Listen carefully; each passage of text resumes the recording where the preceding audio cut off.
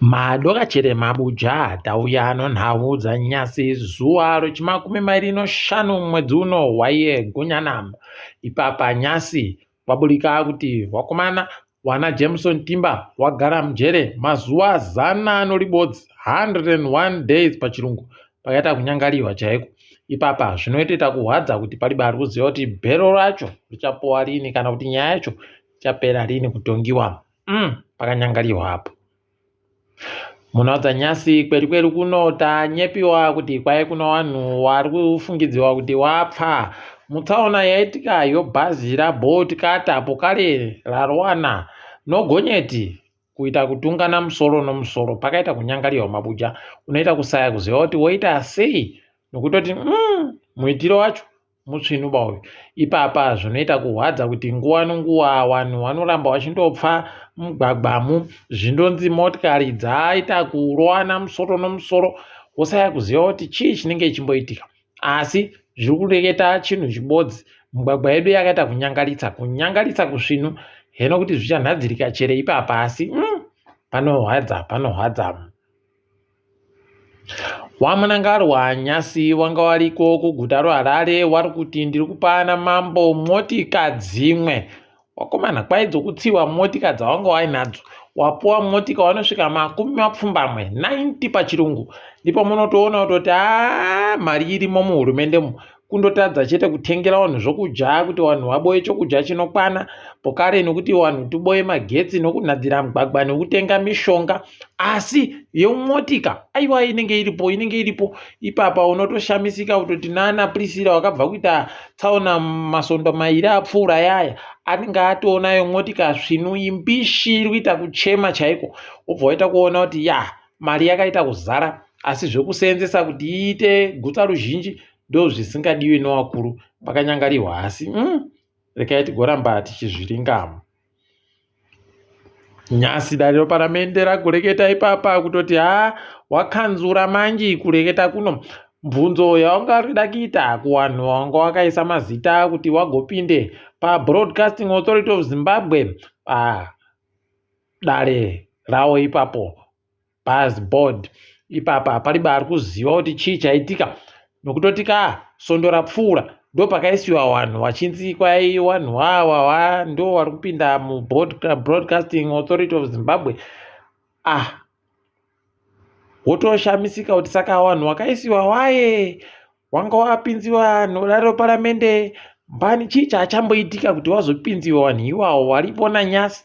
Unobva waita kuona kuti chanja chopfene basi palibe chimwe, asi rekai tione kukuwa kwazvo zvichanakidza pamberi papa, nokutoti mumatare mumu kana manaka tinoita kuendesa zvakadari izvi kuti wabisiwe, pokare nokutoti wabenhutse mari dzese dzawanenge wakatambirisiwa kamu. Tenge tichidzida dzese ngawabenhutse dzese mari dzonyika, wanga waribe mvumo yekudzijamu. Kumwe kuita kunoratidza kuti Starlink yakauya nguva tsvinu, nguva yakanaka. Ipapa woPowertel wakuru wacho vari kutoita kuburika, vari kupaumba kuti kwai isusu tiri pechokushanu kutoti Starlink iyi tinoikona kuimisidzana nayo. Pana anga achimboziva kuti Powertel ichiri kuseenza. Aiwa bata ngatichazviziva baisu. Wakatambisa nguva nomukana wakambonzeka imi kochererai tambo dzofaiba, muchicherera matambo enyu magetsi mumu dzoenda dande mutande kudando, wakazviramba. Itai vanhu vaboye dande mutande rakanaka kwese wakazviramba. Kunorekai tione zvavari kureketa kuti kwai kuMSU tinenge takutoparura chino tiri kuziva kuti ipwito dzega kuribe chavari kureketa. Kuita munhu akuhwadziwa kuti Starlink yauya no hard. Rekai tione mabuja ipapo kuti zvichapera sei. Wobato roANC kuSouth Africa wabatana ipapa novakuru kuZimbabwe. Hurumende mukufukunura vanhu vakasopfa nguva yokare wariwo kuSouth Africa, wariwo bato roANC pokare noroPAC, Pan African Congress. Kwai mitumbi inosvika 10, mabhonzo anosvika 16 pachirungu afukunwa akatoendesiwa kuvakuru vonyika yoSouth Africa nyasi muHarare. Rekai tione kuti zvichaitisvika papi. Kwai kuno vamwe wana wasara kai tinonge tichindokunyepai kuti zvinenge zvitekaira sei. Izvozvi izvi ndo zvinhu zviri kuchemerwa nevanhu vanohama dzakagwarashiwa panyaya yeguku rahundi kuti dai mandotibvumidzawo taika hama dzedu zvisvinu zvinochiremerera kamu kuno hainjandiorera chaivo. Palibe anoda izvozvo vakuru vehurumendewo tikai tinoramba takalinga hedu kupera kwazvo kuti ndokupimi. Nyasi kambaniyo Aura yatoita zvokuraura vakuru vehurumende chaivo kubva kumaofisi kwavo kuti wauye wachiti tiri kuenda kowapa bepa rokuti wakone kutengesa Starlink. Unosara uchizvibvunza kuti nana minista wairi wachienda ikweyo mbani muridzi weAura kambani iyi. Kana pana anoziva ngaagoti nyepeka kuti chani muridzi wayo mbani, toda kumuziva tolinga kuti ari bechere chanja chopfene chinenge chiripo ipapo. Sei yazoisiwa iyo chibva yaita kumomoterwa kudaro nevakuru vehurumende kana yotewo hwani chaiyo iri kuita kudando. Mabuja aya tinoramba takavhura ziso basi. Uku Happy Mochidziwa kwaya ari kubvondohwa izvezvi agonzi benhuka kudare zuva rochisere mumwedzi uri kuteera iyuyu. Rekai tione kuti anokona chere kupuwa bhero paachaenda kudare guru, kwaanze aende kudare guru agozame bhero ikweyo. Tinenge tichikunyepai kuti zvinenge zvichimbotekaira sei. Mukaona aburika chimbi paimaziva kuti mbiyawo ati kunyaya yacho inenge yakutonetsa ipapo kaona zvadando. Asi rekai tirambe takazviringa kuti zvinoperera papi. Kambani yoZBC yagoburika ichinyepa ikabatiwa nokunyepa kwayo kwaiyange iri kureketayo kutoti izvezvi mari tinozvikwereti kumakambani yokunze pokare tiri kurambidziwa kutenga zvinhu kunze konyika kuno ipapo. Izvozvo zvekunyepera izvozvo zvazvatanikiwa pachena novakuru wobhangi ronyika kuti kwai aiwaba waribe chikwereti woZBC iwawo.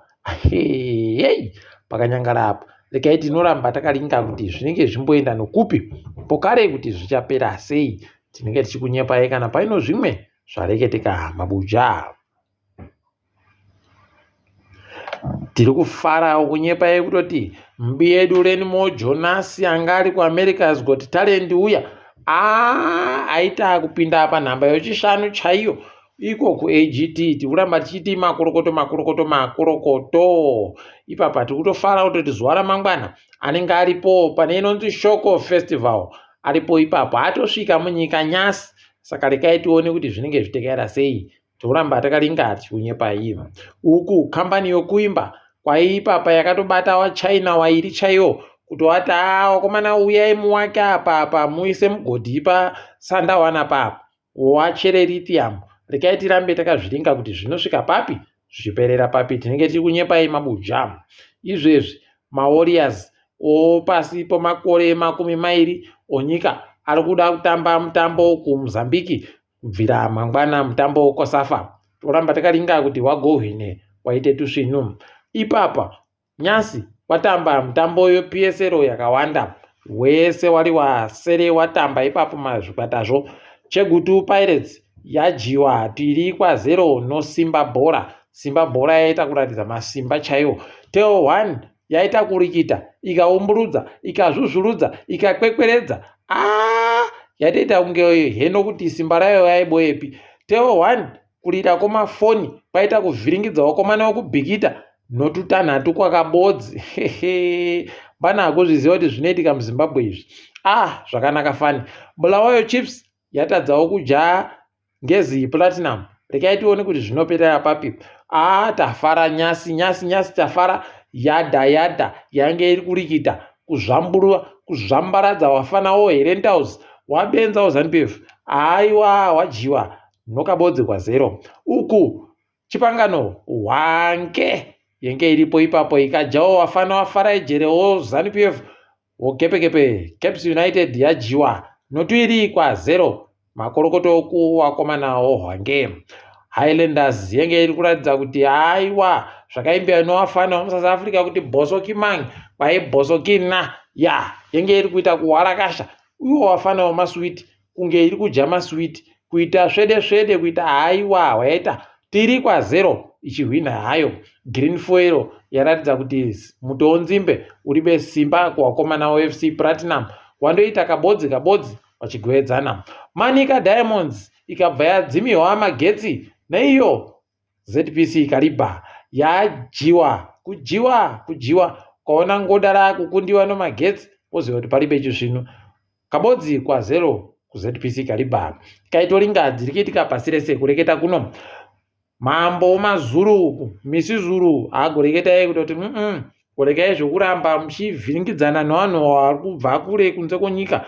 Wabatsirei nokuti wari kutoyawo kuti waone kuboya upenyu. Rekai tirambe takaringa kuti zvichatetekewa chere izvozvi. Ukuono zuro anonzi Nyizwe Mchunu paya abatiwa ipapa hei pakanyangariwa akatozoita kubuditsiwa kunzvimbo yoDurban, munzvimbo yokujira restaurant pachirungu. Ari kuti kwaenda uya kufundisa varungu zvonhoroondo notsika nemagariro yovatema.